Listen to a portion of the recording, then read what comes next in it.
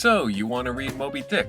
Thought you'd crack open a timeless American masterpiece. Get cultured, maybe. Tell your friends about it. That will make me cool. Let them know that you're a smart, big-brained, intellectual type who reads for fun in your free time. But you don't just read anything in your free time. No. You read lengthy, ponderous tomes written in the 19th century or earlier that use words like lugubrious or prudent, or that have characters that describe themselves as gay to mean that they're in a good mood. If this is you, then congratulations, I am here for your affirmation. You are, indeed, better than your peers. If this isn't you, however, then I invite you to sit back, grab your popcorn, grab a soda pop, and consume your culture the way God intended, through a random guy on the internet explaining it to you so you don't have to read. I can't read. Let's jump in. God prepared a great fish to swallow up Jonah. Shipmates, the sin of Jonah is his disobedience of the command of God. He found it a hard command. It was, shipmates, all the things that God would have us do are hard. We would obey God, we must disobey ourselves. Yes, okay, the first line is "Call me Ishmael," but did you know that that's not really the beginning of the book?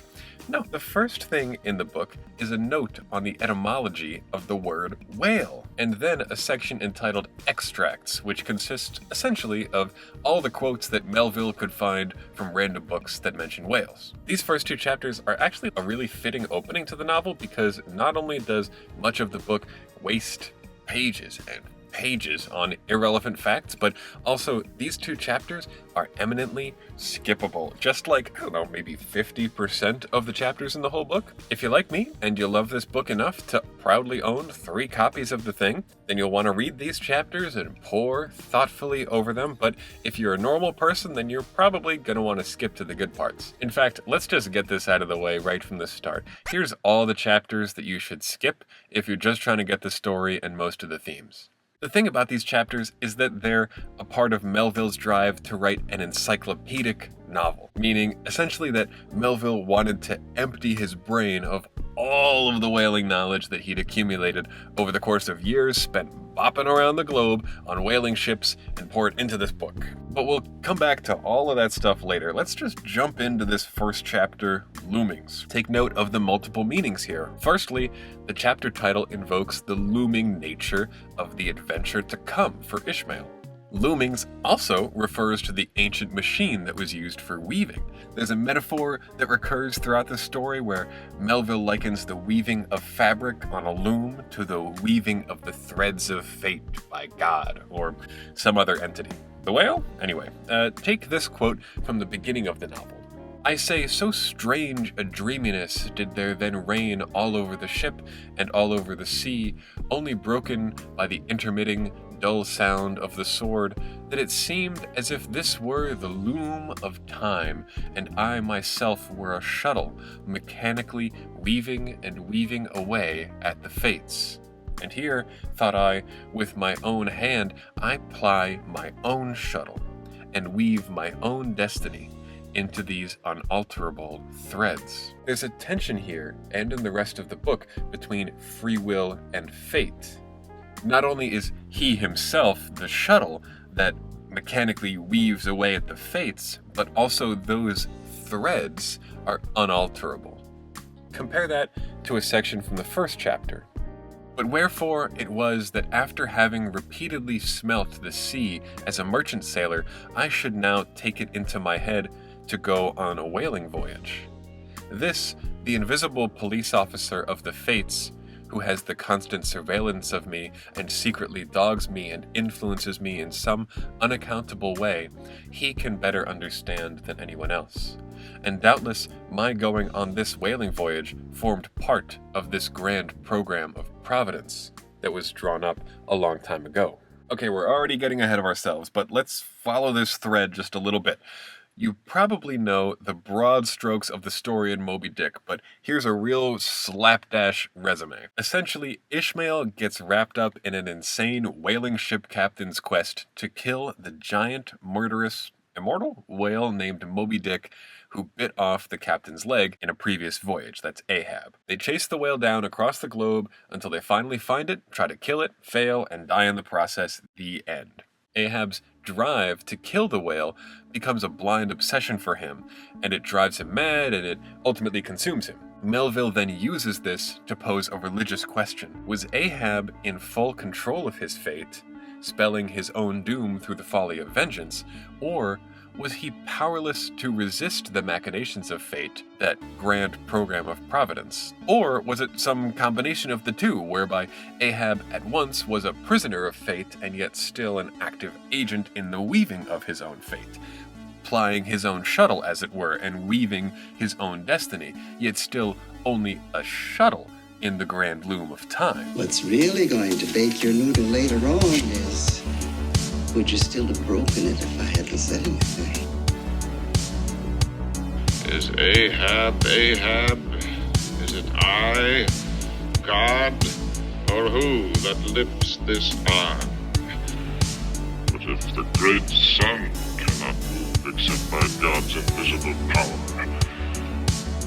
how can my small heart beat, my brain think thoughts, unless God does that beating, does that thinking, does that living, and not I?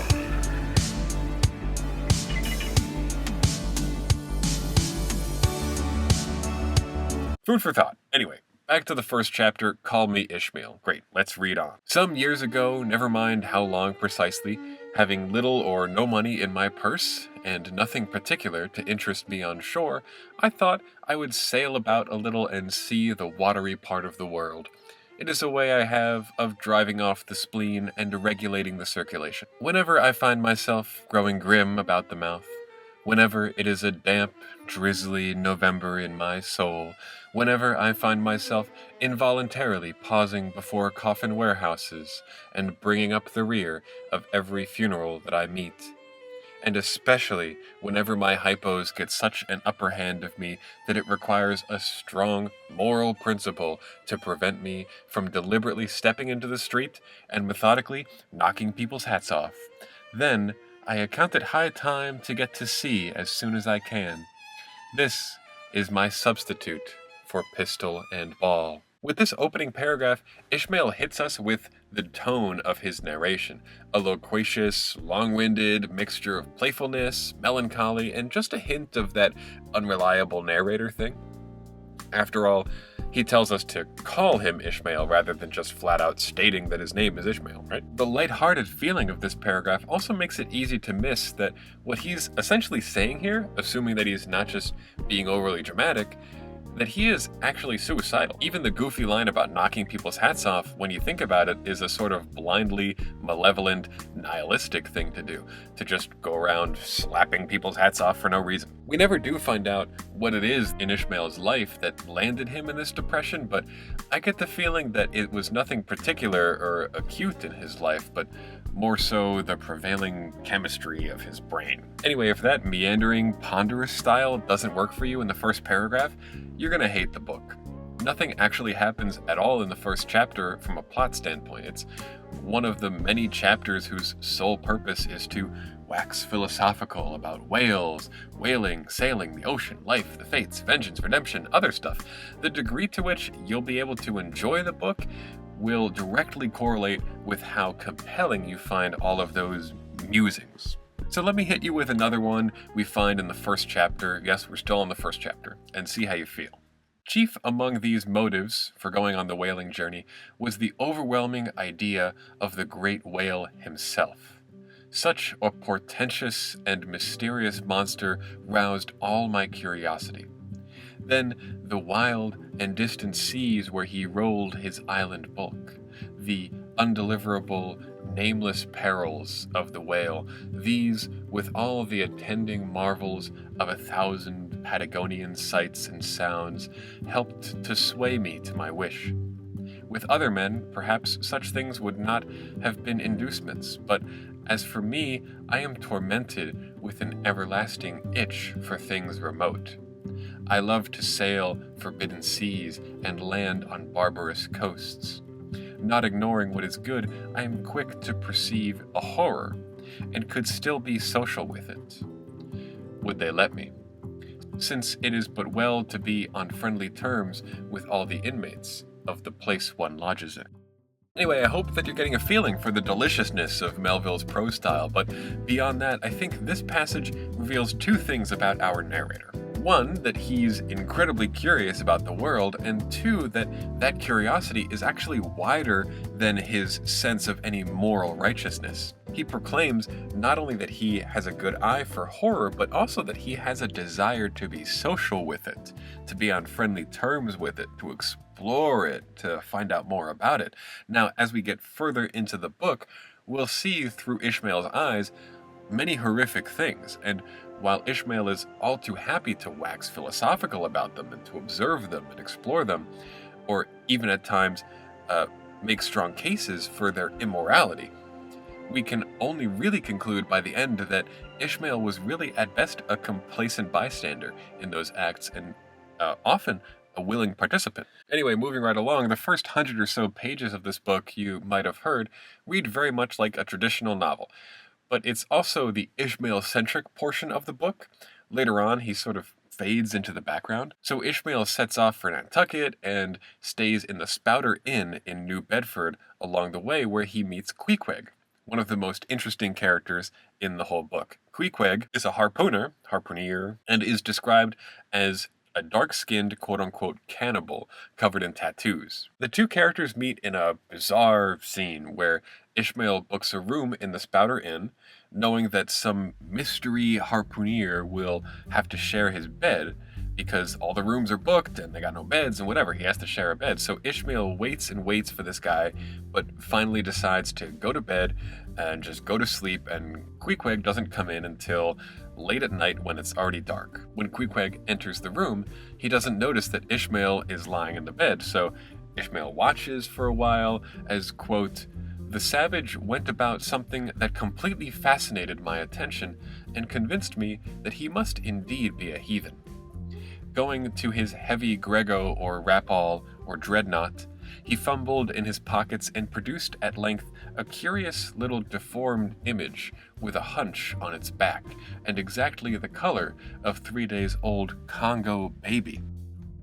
The scene continues to describe Queequeg's ritualistic worshipping of this idol as Ishmael watches. Ishmael's initial reaction to Queequeg is a sort of incredulous, colonial kind of racism, as he dismisses Queequeg as a cannibal, savage, pagan, etc., stuff we've seen before. But as the scene progresses, something more interesting happens. Ishmael's actually too shy to say anything to make his presence known, and so Queequeg doesn't notice him until he's already jumped into bed with him and begun, quote-unquote, feeling him. A kind of slapstick scene ensues where the innkeeper comes in, there's a confusion for a moment, but then everything gets cleared up and Ishmael gives us this reflection. "What's all this fuss I have been making about?" thought I to myself. "The man's a human being, just as I am. He has just as much reason to fear me as I have to be afraid of him. Better sleep with a sober cannibal than a drunken Christian." Now, to our modern 21st century sensibilities, it strikes us as horrible that Ishmael would not notice and understand that Queequeg is obviously a human being and equal to him right away. But for a writer in 1840, this is a fairly progressive viewpoint. To assert that a dark-skinned non-Christian was a human being was one thing, and not super uncommon at this time, as some people like to claim. There were plenty of abolitionists in the US at this time, and going back even 200 years before this. But to then place Christians as morally below such a person in his comment about sharing a bed with a sober cannibal over a drunken Christian would have actually been a very subversive statement. That is, the Christian wishes he was a dark man on a cannibal isle.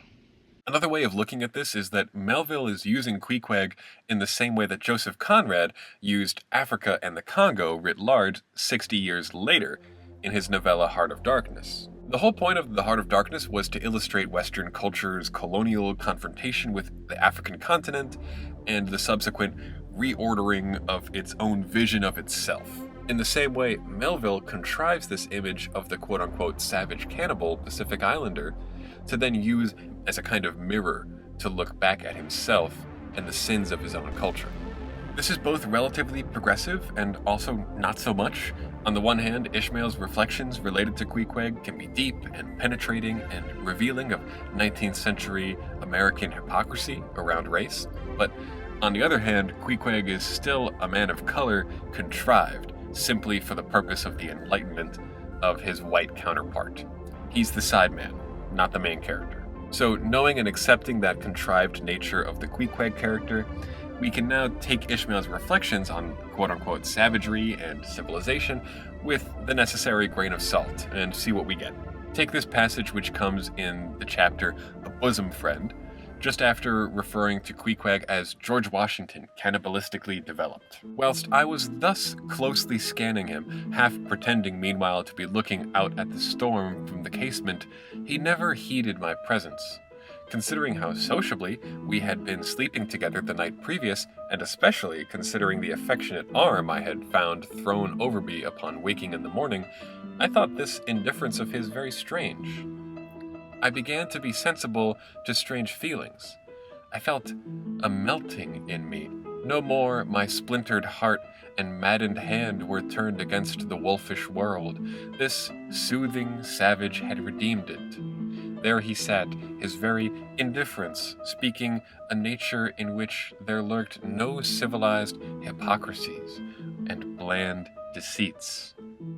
I'll try a pagan friend, thought I, since Christian kindness has proved but hollow courtesy. There are lots of things to unpack here, not least of which being they're sleeping together the night before, but let's just put that to the side for a second and appreciate this crisis of faith that Ishmael seems to be in the middle of. We know already from chapter 1 that Ishmael is borderline suicidal and perhaps also prone to some antisocial nihilistic behaviors, the knocking people's hats off. And now, I think with this passage, we see that this is part of a larger disenchantment with so-called polite Christian society. His journey out to sea with cannibals and sailors, who he also often describes in terms of savagery, is his kind of breakup with Western culture, and his investigation into something, let's say, darker. And a part of this exploration, yes, is the coy subtextual suggestion of gay romance between Ishmael and Queequeg. Now, to be honest, many people don't know whether or not to take their relationship to be platonic or something more.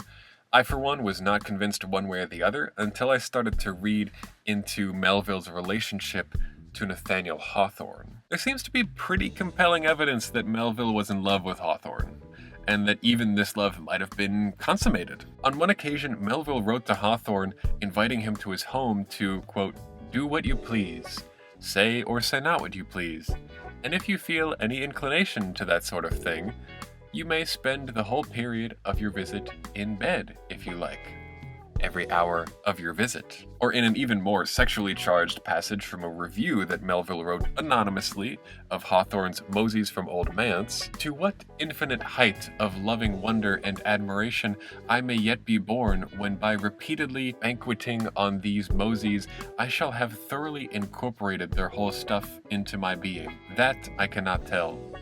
But already I feel that this Hawthorne has dropped germinous seeds into my soul.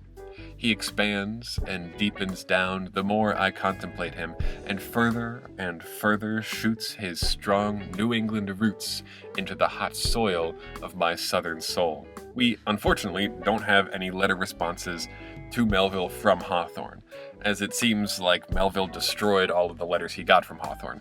Maybe because they were too heartbreaking, or maybe because they were otherwise incriminating, but either way, I don't think you destroy somebody's letters without it being somehow emotionally triggering for you. So these letters, taken with the general scholarly consensus that there was some kind of romantic tension between Hawthorne and Melville, and combined with the absolute plethora of suggestive homoerotic stuff all throughout Moby-Dick, just look at the title, has driven me to believe that yes, Ishmael and Queequeg's relationship is meant to be read as homosexual without explicitly stating it. This also tracks pretty well with other themes of the book centered around the distancing from standard traditional and proper culture, and its exploration of darkness, vengeance, and savagery from a 19th century perspective. It seems to me that as a man writing in the South in the middle of the 19th century, that homosexuality was one of those subversive themes that he was intent on exploring in the narrative. After all, in another letter written to Hawthorne, Melville says, "What I feel most moved to write, that is banned. It will not pay. Yet altogether write the other way I cannot." So the product is a final hash, and the books are all botches. Melville seems to be caught in this trap of not being able to write about what he truly feels, but also writing about it anyway because he knows no other way of writing. I think that's why we're left with a book that hints at much more than it explicitly states, because these things need to be just hinted at. Anyway, let's wrap this section up. We should see Ishmael as a conduit through which Melville can channel his most repressed philosophies, urges, and secrets. We should keep in mind that the name Ishmael refers to a character in the Old Testament who was cast out essentially for being the illegitimate son of Abraham and Hagar. Ishmael is therefore an outsider and a subversive figure. If we think symbolically about that, then this tells us that if we are to follow Ishmael's journey not into the desert like in the Old Testament, but this time into the sea, that this is inherently a journey away from the Christian traditionalist culture and into a more heretical no man's land of perhaps sin or forbidden knowledge.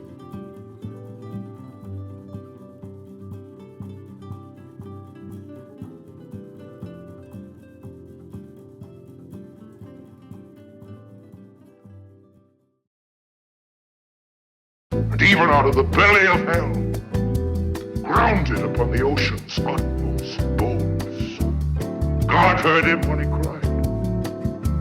God spake unto the whale. From the shuddering cold and blackness of the deep, the whale breached into the sun and vomited out Jonah upon the dry land. Alright, I could probably do like an hour-long video just about Ishmael and the first 100 or so pages of Moby-Dick, but at a certain point we gotta just move on, and we've got good stuff to get to. So let's get to the real big kahuna, Captain Ahab. He finally properly enters the novel in chapter 28, entitled Ahab. Big surprise. In a lot of ways, Ahab is himself almost too big for this book. What he symbolizes is too vast, too abstract. So much so that it's more than even Melville's virtuosic command of the English language can render. At a certain point, there's just no more room for Ishmael, and he all but disappears from the narrative almost completely. Here's a taste for how the infamous demoniac captain is first described. Captain Ahab stood erect, looking straight out beyond the ship's ever-pitching prow.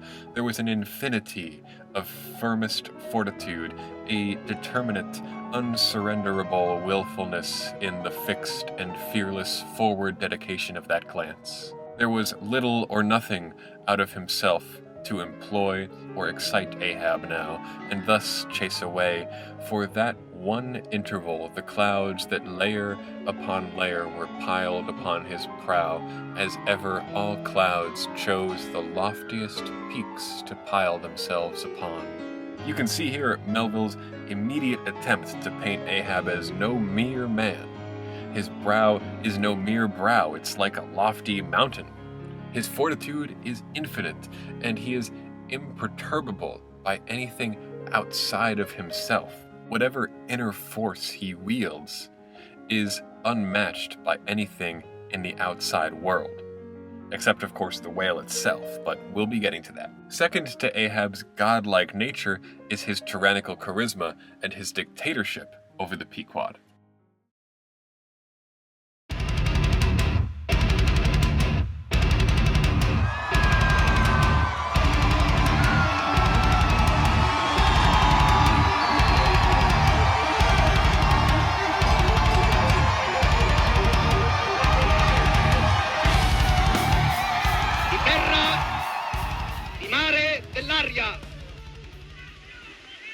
Camicie nere della rivoluzione e delle legioni, il cielo della nostra patria. If I could make this a 3-hour video, I would be diving headfirst into the political themes of Moby-Dick right now, but to touch on it just briefly, in Ahab we can find a very prescient critique of the type of authoritarianism that would rise in Europe nearly 100 years later in the 1930s and 40s. In one passage, Melville, or Ishmael, whatever you want to say, muses on this charisma, calling it a certain sultanism of his brain which had otherwise, in a good degree, remained unmanifested. Through those forms, that same sultanism became incarnate, in an irresistible dictatorship. That irresistible dictatorship seems to be fueled by an inscrutable power that Ahab has, in combination with the traditional politics of whaling ships. It's particularly evident in the chapter called The Captain's Table, where we are given a front row seat at Ahab's dinner with mates Stubb, Flask, and Starbuck. Over his ivory inlaid table, Ahab presided like a mute, maned sea lion on the white coral beaches, surrounded by his warlike but still deferential cubs. In his own proper turn, each officer waited to be served. They were as little children before Ahab. But the truly good stuff when it comes to Ahab comes in his Shakespearean soliloquies. Here's the thing that I haven't mentioned. Melville was big on the bard and sought to emulate him in the tragic and poetical speeches of his characters, especially Ahab. He even went as far as to include stage direction in random genre-defying pastiche chapters throughout the book. He also makes Ahab a Quaker, just so that he can have an excuse for Ahab to say thee and thou instead of you. And when Ahab starts going on one of these speeches, that's when the beauty of the book reaches its profoundest depths. One of the most famous scenes occurs in chapter 36, The Quarterdeck, in which Ahab comes out of his cabin in broad daylight for the first time, to finally reveal to the crew the true nature of their journey. He tells them all that his true goal is not to simply hunt down the whales, but to wreak vengeance on the infamous white whale who bit off his leg and nearly killed him, Moby-Dick. Must be the whale folks call Moby-Dick, hey, Captain? Moby-Dick. But if he's going to bring righteous justice upon the beast, Ahab will need to convince the crew to join him on his quest. And what better way than gold? He nails a $16 gold doubloon upon the mast of the ship and offers it as a reward for the first man to spot Moby-Dick.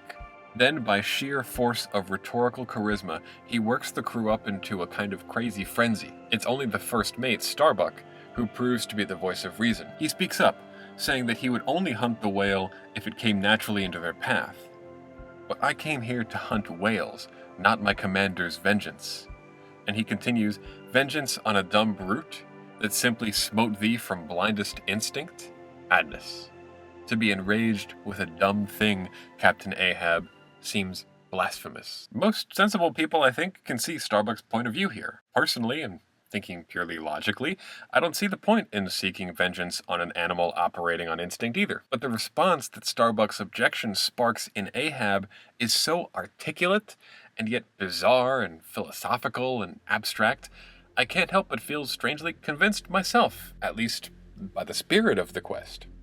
Ahab begins, "Hark ye, yet again, the little lower layer. All visible objects, man, are but as pasteboard masks. But in each event, in the living act, the undoubted deed, there some unknown but still reasoning thing puts forth the moldings of its features, from behind the unreasoning mask. If man will strike through the mask. How can the prisoner reach outside except by thrusting through the wall? To me, the white whale is that wall, shoved near to me. Sometimes I think there's not beyond, but 'tis enough. He tasks me. He heaps me. I see in him outrageous strength with an inscrutable malice sinewing it. That inscrutable thing is chiefly what I hate. And be the whale agent, or be the whale principal, I will wreak that hate upon him. Talk not to me of blasphemy, man. I'd strike the sun if it insulted me." At first, what we can plainly understand is at least that Ahab's task is no simple revenge quest against a whale.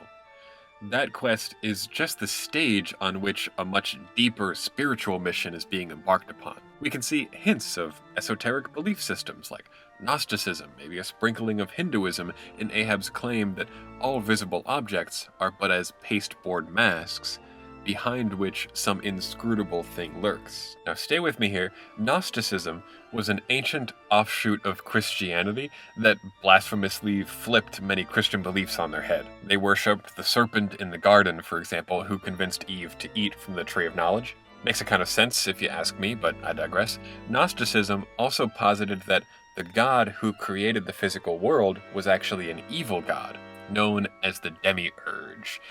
And this entity was inferior to the superior, supreme spiritual god. Ahab seems to suspect that the whale as a material object is only inert matter. It is the pasteboard mask. It is the wall, driven by a malevolent spirit. Is that spirit the demiurge? The Gnostic god of wisdom, Sophia, mother of the demiurge? Or is it the Christian god?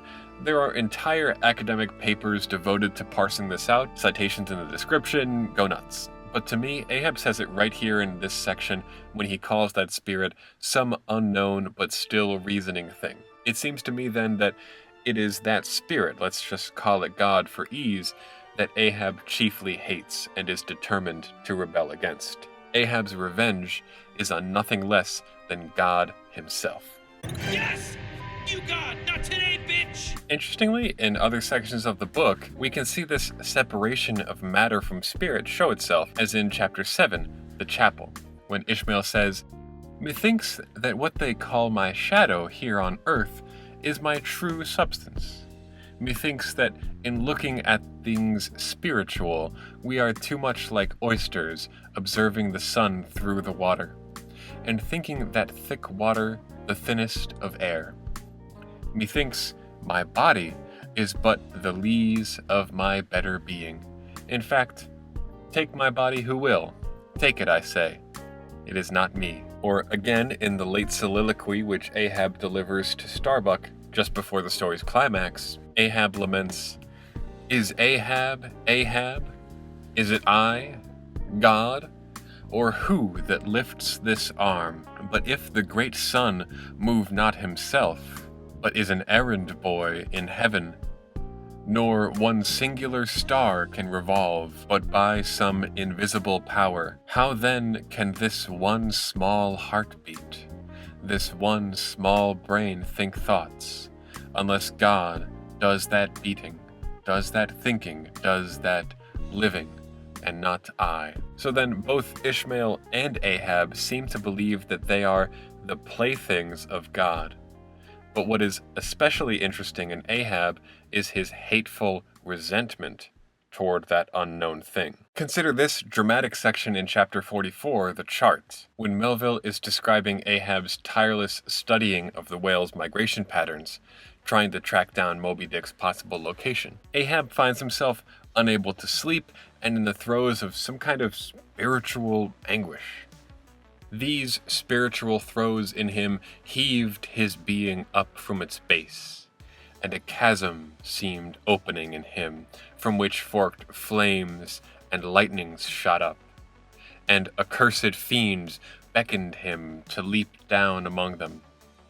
When this hell in himself yawned beneath him, a wild cry would be heard through the ship, and with glaring eyes Ahab would burst from his stateroom as though escaping from a bed that was on fire. This Ahab that had gone to his hammock was not the agent that so caused him to burst from it in horror again. The latter was the eternal, living principle or soul in him, and in sleep, being for the time dissociated from the characterizing mind, it spontaneously sought escape from the scorching contiguity of the frantic thing, of which, for the time, it was no longer an integral. Therefore, the tormented spirit that glared out of bodily eyes, when what seemed Ahab rushed from his room, was for the time but a vacated thing, a formless, somnambulistic being, a ray of living light, to be sure, but without an object to color, and therefore a blankness in itself. God help thee, old man, thy thoughts have created a creature in thee, and he whose intense thinking thus makes him a Prometheus, a vulture feeds upon that heart forever. That vulture, the very creature he creates. Linger on that mention of Prometheus for just a second. The Greek titan who created humanity out of clay. The story goes that Prometheus stole fire from Zeus and gave it to humanity. And in retaliation, Zeus condemned Prometheus to be chained to a rock to suffer the pain of having his liver eaten out of his body by an eagle every day, only to have it grow back again overnight for the eagle to return. The comparison between Ahab and Prometheus at the end of this section, then, is really apt and key for understanding Ahab's position in relation to God. He is a trickster rebel, intent on asserting himself against the realm of heaven, yet also in a Shakespearean tragedy sort of sense, doomed to suffer the consequences of his own folly, to have his heart eaten out by the creature of his own creation, that creature being his own hatred and malevolence.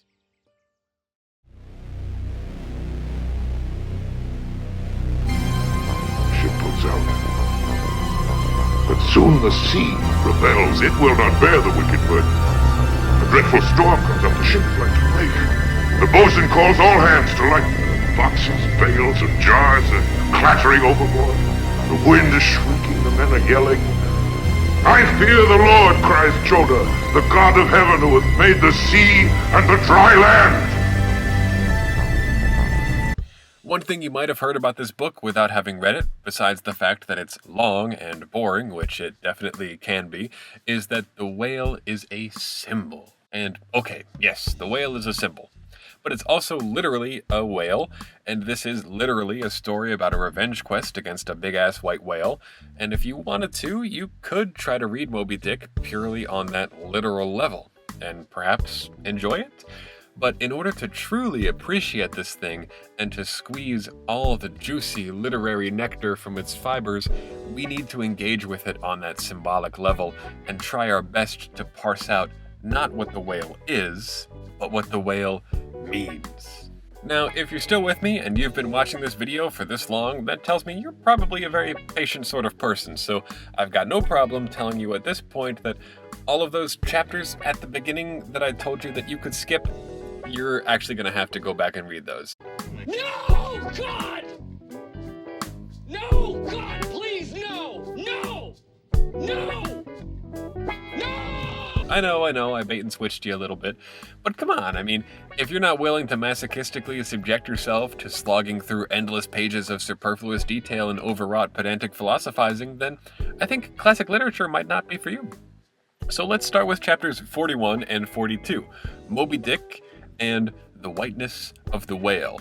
These two chapters form a diptych, in which we receive first Ahab's and then Ishmael's thoughts on the whale. As we've already established the grandeur of Ahab's story, his counterpart needs to be of equal grandeur. So Moby-Dick is described from the start in mythic terms. The rumors that abound about Moby-Dick suggest supernatural agencies and that he menaces all creatures of the sea and is continually athirst for human blood. Or one of my favorite lines, the line that describes the unearthly conceit that Moby-Dick was ubiquitous, that he had actually been encountered in opposite latitudes at one and the same instant of time. Not only that, but as the chapter describes, the white whale demonstrated an intelligent malignity by not only retreating from whale ships, but at times turning back to them and ramming them, sometimes sinking them. It's in this chapter, too, that we get the story of Ahab's first encounter with the whale, when he dashed at the whale as an Arkansas duelist at his foe, blindly seeking with a 6-inch blade to reach the fathom-deep life of the whale. And then it was that suddenly, sweeping his sickle-shaped lower jaw beneath him, Moby-Dick had reaped away Ahab's leg. Fun stuff, but the really interesting chapter is the next part, the whiteness of the whale. There's a ton of interesting articles written on just this chapter, sources again cited in the description. I especially recommend Toni Morrison's essay from 1988 Unspeakable Things Unspoken, the Afro-American Presence in American Literature, in which she analyzes the whiteness of the whale in terms of white racial ideology. And going off of that, it is hard not to read this chapter without at least a hint of racial subtext in mind. That might be simply due to the way we 21st century literary types tend to read the word whiteness, so that when Ishmael says things like, "It was the whiteness of the whale that above all things appalled me," our knee-jerk reaction is to look for a racial critique. I'll say, if you're curious, take a look at those essays cited in the description and see what you think. I, for one, think there's plenty of textual evidence to see that Melville clearly was at least aware of the racial implication. In the first part of the chapter, for instance, Ishmael, or Melville, whatever, goes on and on in one interminable sentence expounding all of the possible good associations he can think of with the color white, among them the whiteness of marbles and pearls, the whiteness of the royal white elephants of Siam, the whiteness of the wampum belt that American Indian tribes exchange, and yes, he includes in this list the whiteness of the white race itself, giving the white man ideal mastership over every dusky tribe. But he concludes his endless erudition with this line: "Yet for all these accumulated associations, with whatever is sweet and honorable and sublime, there yet lurks an elusive something in the innermost idea of this hue, which strikes more of panic to the soul than that redness which affrights in blood." For all of those positive associations with the color white, Ishmael can think of yet more negative associations, like the whiteness of the white bear of the poles and the white shark of the tropics. He says, "What but their smooth, flaky whiteness makes them the transcendent horrors that they are? That ghastly whiteness it is which imparts such an abhorrent mildness, even more loathsome than terrific, to the dumb gloating of their aspect." That comparison of whiteness to mildness, and the fact that that makes it more abhorrent than terrifying, calls to mind the concept of the banality of evil coined by Hannah Arendt. The banality of evil, roughly, demarks the fact that terrible things can be done by ordinary people, as Hannah Arendt observed was true in Germany during the Holocaust. But more abstractly, the banality of evil describes the fact that evil and evil deeds may not always be the obvious ones. They may even be boring, so dull that they're not worth paying attention to. But therein lies the danger. But even more terrible than the whiteness's banality, as Ishmael says, is its indefiniteness. It shadows forth the heartless voids and immensities of the universe, and thus stabs us from behind with the thought of annihilation. Whiteness, chiefly, it seems to me, for Ishmael, is a symbol for infinite blankness. It is a void like the lifeless blackness of space or the endless silence of God. It is emptiness. Whiteness itself is the visible absence of color, and at the same time the concrete of all colors. And of all things, the albino whale was the symbol. Wonder ye then at the fiery hunt? Keeping this blankness in mind, consider this scene later on after they have killed and begun processing a whale for its blubber, and Ahab wanders onto the deck and observes the whale's severed head. "Speak," he says, "thou vast and venerable head, which, though ungarnished with a beard, yet here and there lookest hoary with mosies. Speak, mighty head, and tell us the secret thing that is in thee. Thou hast been where bell or diver never went. Thou sawest the murdered mate when tossed by pirates from midnight deck. For hours he fell into the deeper midnight of the insatiate maw. O head, thou hast seen enough to split the planets and make an infidel of Abraham, and not one syllable is thine. Here, what Ahab seems to resent in the whale, and thereby in Moby-Dick by extension, is the same thing which strikes terror into the heart of Ishmael, blankness, this time rendered as silence.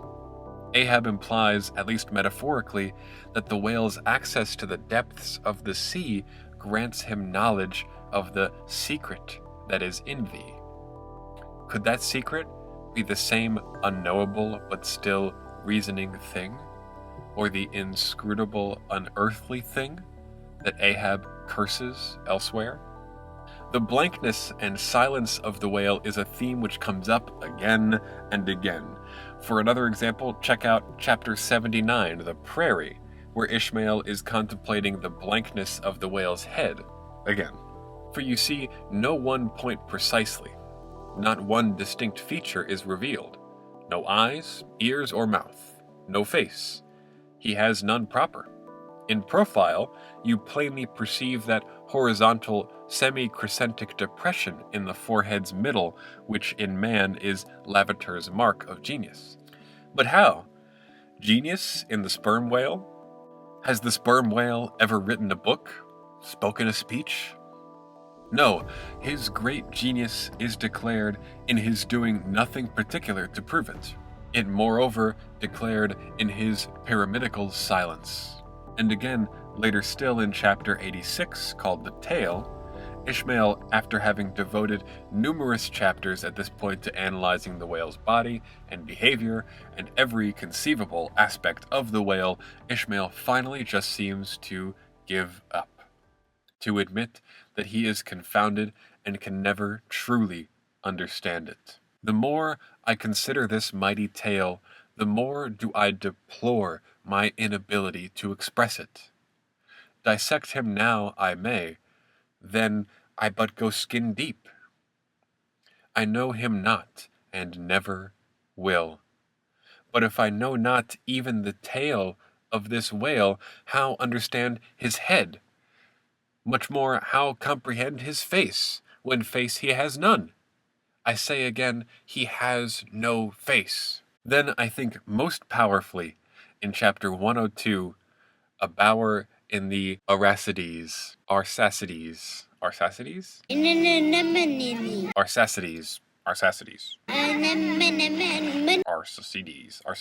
Okay, don't hurt yourself. Ishmael tells of a beached whale skeleton that he found once on a beach pressed against a coconut tree. He observes how foliage around the skeleton has begun to grow, and once again he invokes the weaver of the fates, as he did in the very first chapter. O busy weaver, unseen weaver, pause, one word. Whither flows the fabric? What palace may it deck? Wherefore all these ceaseless toilings? Speak, weaver, stay thy hand. But one single word with thee.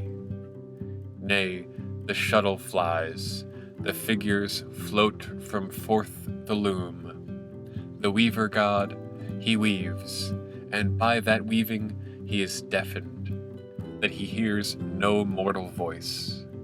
And by that humming we too, who look on the loom, are deafened. Now, amid the green, life-restless loom of that Arsacidean wood, the great white worshipped skeleton lay lounging, a gigantic idler.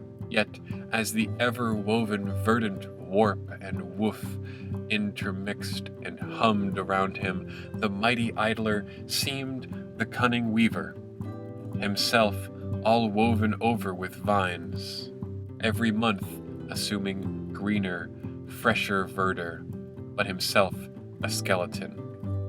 Life folded death, death trestled life, the grim god wived with youthful life, and begat him curly-headed glories. Now, I know only one way to interpret that line. The mighty idler seemed the cunning weaver. The whale, with all of its blankness, its whiteness, which itself serves as the foundation of color, its silence, and its inscrutability. The whale can only be one thing: God himself. Now, as we continue on to the end of the book, we can read Ahab's final deed as nothing else but his rebellion against God.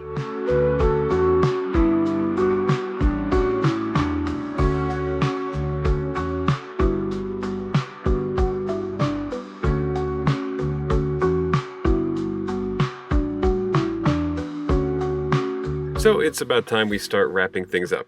This video is looking like it'll be over an hour long, but I still feel like I've only really skimmed the surface of this book's meaning. We barely talked about the mates, Stubb, Flask, and Starbuck, and we didn't have time to mention some of the coolest soliloquies. The truth is that you could spend a lifetime reading and rereading this book, always finding more to think about.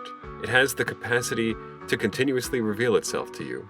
I know that I will be spending my whole life rereading this book, because to me it touches something deeply and tragically beautiful.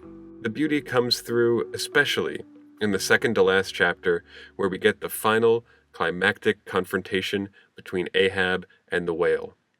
By this point, we have been chasing Moby-Dick closely on his tail for 3 days. Ahab is about to lower onto the boat to pursue his prey when something causes him to stop. Some hesitation. Almost like he realizes that this will be the end for him. Starbuck, sir, for the 3rd time my soul's ship starts upon this voyage, Starbuck. Aye, sir, thou will have it so. Some ships sail for their ports, and ever afterwards are missing, Starbuck. Truth, sir, saddest truth. Some men die at ebb tide, some at low water, some at the full of the flood, and I feel now like a billow that's all one crested comb, Starbuck. I am old. Shake hands with me, man. Their hands met, their eyes fastened, Starbuck's tears the glue. Oh, my captain, noble heart, go not. Go not. It's a brave man that weeps. How great the agony of the persuasion, then. Lower away, cried Ahab, tossing the mate's arm from him. Stand by the crew. Ahab lowers and commences his battle with Moby-Dick. The whale knocks the boats around with ease and eventually even rams the Pequod, sinking it. Ahab, seeing this, realizes that he and his whole crew are now doomed. In his last breath, he sends one last bit of hatred out into the world, mad and vengeful, until the bitter end. I turn my body from the sun. What ho, Tashtego, let me hear thy hammer. O ye 3 unsurrendered spires of mine, thou uncracked keel, and only God-bullied hull, thou firm deck, and haughty helm, and pole-pointed prow, death-glorious ship, must ye then perish, and without me? Am I cut off from the last fond pride of meanest shipwrecked captains? O lonely death on lonely life, O now I feel my topmost greatness lies in my topmost grief. Toward thee I roll, thou all-destroying but unconquering whale. To the last I grapple with thee. From hell's heart I stab at thee. For hate's sake I spit my last breath at thee.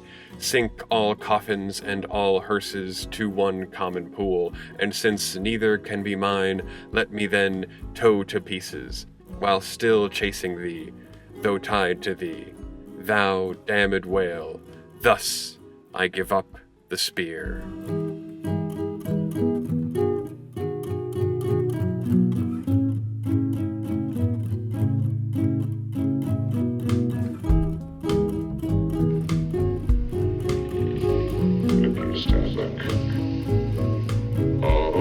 Visible objects are but as pasteboard masks. Some inscrutable yet reasoning thing puts forth the molding of their features. The white whale tasks me. He keeps me. yet he is but a mask. 'Tis the thing behind the mask I chiefly hate, the malignant thing that has plagued and frightened man since time began. The thing that mauls and mutilates our race, not killing us outright, but letting us